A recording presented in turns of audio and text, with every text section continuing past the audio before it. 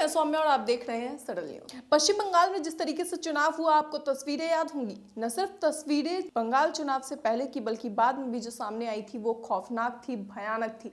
एक एक करके जिस तरीके से लोगों की हत्या की जा रही थी, बर्बरता की जा रही थी, और उस सब के बाद अब जिस तरीके से पश्चिम बंगाल में लोगों के मूड और मिजाज बदलते नजर आ रहे हैं, वो तस्वीरें ये बताती है कि लोग किस तरीके से गिरगिट से भी तेजी से रंग अपना बदलते हैं। मतलब आप एक राजनेता के अंदर की चीजों को समझ ही नहीं सकते कि वो कब कैसे किस तरीके से रंग बदल देगा।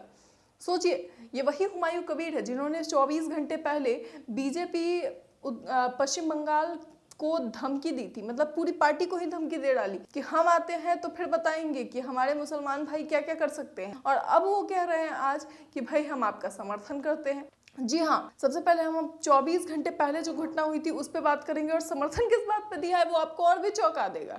यानी कि अब गुंडे मवाली के नेता जो हैं, जो उनसे पैदा हुए हैं, वो भी कह रहे हैं कि भैया हम गुंडे मवालियों को साफ करने में आपका समर्थन कर रहे हैं। लेकिन पूरा मामला आपको बताएं से पहले मैं 24 घंटे पहले की वो स्थिति बता दूं जिसपे ये सारा मामला शुरू हुआ था। पश्चिम बंगाल में ठीक 24 घंटे पहले, यानी कि 26 तारीख को जो है, 26 जून को मुर्शिदाबाद से हुमायूं कबीर ने पूरे के पूरे बीजेपी को एक धमकी दे डाली। उन्होंने कहा कि भाई जिस दिन मैं हजारों मुसलमानों को सड़क पर उतारूंगा, उस दिन मैं इतना करारा प्रहार करूंगा कि बीजेपी का झंडा उठाने वाला कोई नहीं बचेगा। समझ रहे हैं आप? भाजपा का झंडा उठाने वाला कोई रहेगा नहीं पश्चिम बंगाल में। और न सिर्फ पश्चिम बंगाल में, उन्होंने तो ये तो कह दिया है कि मैं हजारों मुसलमानों को सड़क पर उतार दूंगा। यानी कि आप दंगे की तैयारी कर रहे हैं, आप एक ऐसा राइट कराना चाहते हैं जिसमें हिंदू मुसलमान पूरी तरीके से नेस्तनाबूद हो जाए, हुमायूं कबीर की जो एक पार्टी है वो उभर कर सामने आ जाए। आखिर हुमायूं कबीर चाह क्या रहे थे, उन्होंने बयान क्या सोच कर दिया, ये आश्चर्य की बात है। लेकिन सोचिए कि ये बंदा, ये व्यक्ति, ये नेता जो कह रहा है कि भाई मैं मतलब मुसलमानों को उतार दूंगा और भाजपा को समाप्त कर दूंगा, कोई झंडा उठाने वाला नहीं होगा, वो अब कह रहा है कि मैं शुभेंदु अधिकारी का समर्थन करता हूं। उन्होंने इतना ही नहीं कहा, उसके बाद विधानसभा में भी हंगामा किया गया। उनकी पार्टी के विधायक ने हंगामा किया, उन्होंने खूब हंगामा किया। एज अ पार्टी विधायक जिस तरीके की माननीय भाषा उनकी होनी चाहिए थी, माननीय हुमायूं कबीर वो माननीय शब्द को पूरी तरीके से भुला चुके थे। इसके बाद बीजेपी से भी कई तरीके के जवाब सामने आए। बीजेपी की एक महिला नेत्री ने यह भी कहा कि हुमायूं कबीर पे यूएपीए की धारा लगनी चाहिए, यानी कि राष्ट्रद्रोही की धारा लगनी चाहिए। उसके बाद जो है, अब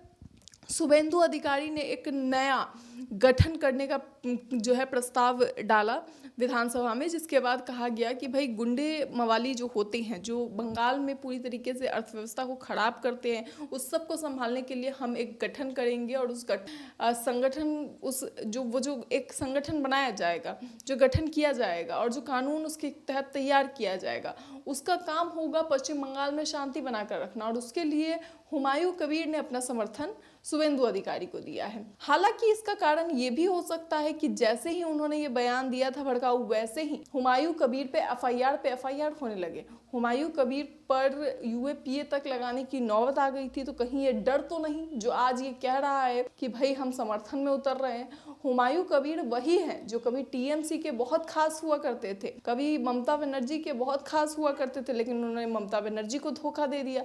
उसके बाद उन्होंने मुसलमानों से कहा कि हम बाबरी मनाएंगे, उन्होंने मुसलमानों को धोखा दे दिया क्योंकि बाबरी वो बना ना सके। उन्होंने ईंट तो डाली लेकिन उसकी इमारत आज तक तैयार नहीं हुई। उस सब के बाद बाबरी बनाने का दावा करने वाले बोलते हैं कि हम मुसलमानों को सड़कों पे उतार देंगे, दंगा करवाएंगे। और जब दंगे की बात होती है और कहा जाता है कि भाई उन पे यूएपीए लगाया जाए, तो वो कहते हैं कि हम शुभेंदु अधिकारी के समर्थन में है। यानी कि पश्चिम बंगाल की राजनीति में हुमायूं कबीर से बड़ा गिरगिट कोई नहीं हो सकता, जो इतनी तेजी से रंग बदलता है कि समझ ही नहीं आता कि इंसान आखिर अभी कहाँ था और कल कहाँ पे होगा, और आगे आने वाले 2 घंटे बाद उसका क्या बयान आ रहा होगा।